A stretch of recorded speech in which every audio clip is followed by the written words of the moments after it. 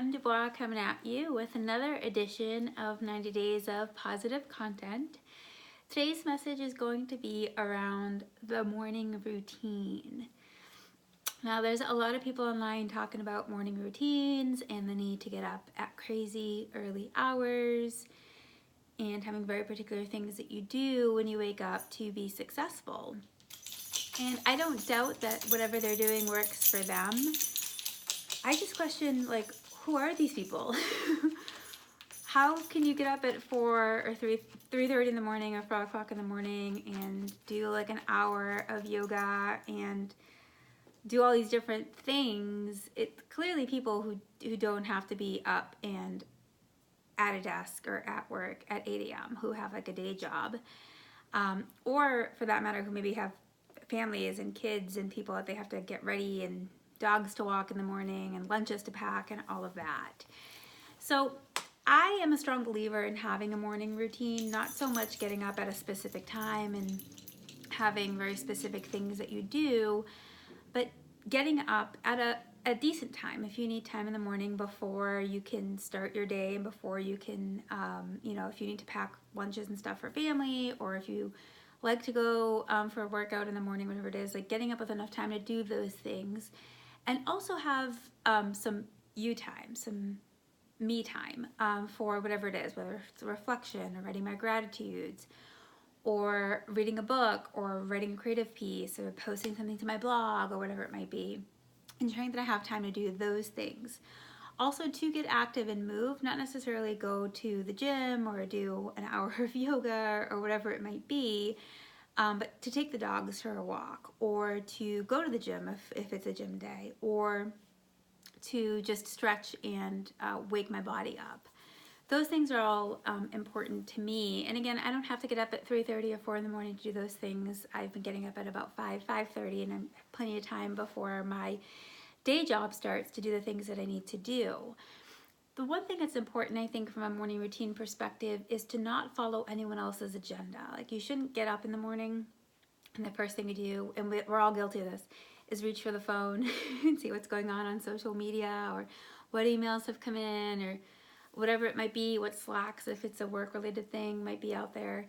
Having some time in the morning for you to do you is important, whether that is journaling, or again doing your gratitudes, or reading, or doing something for yourself, feeding yourself, nourishing yourself, going for a walk, stretching your body, waking yourself up, beginning to move.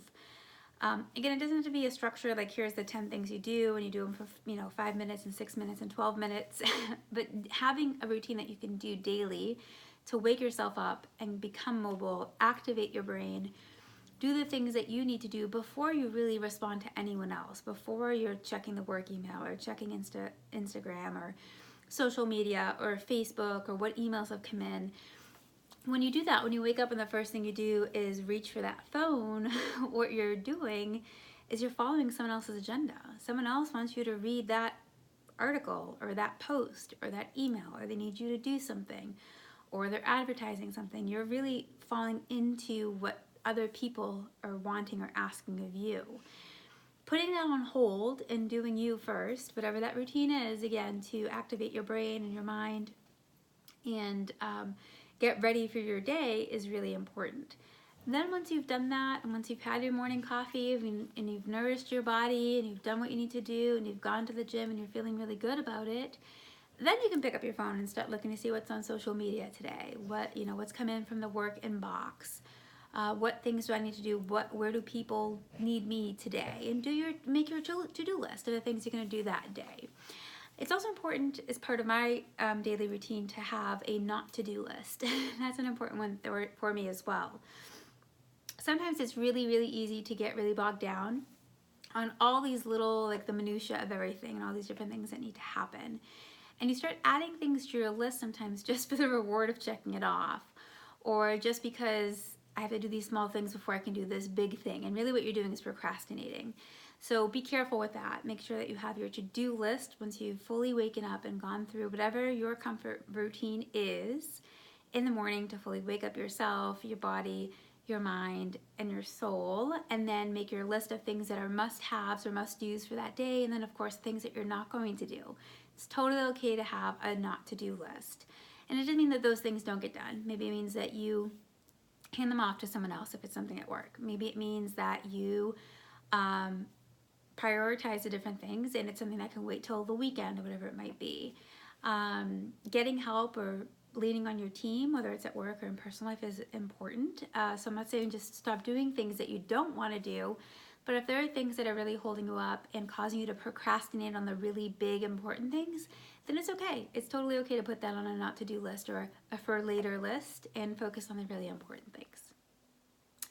So that's today's message. Hopefully you guys all have a morning routine that's working for you.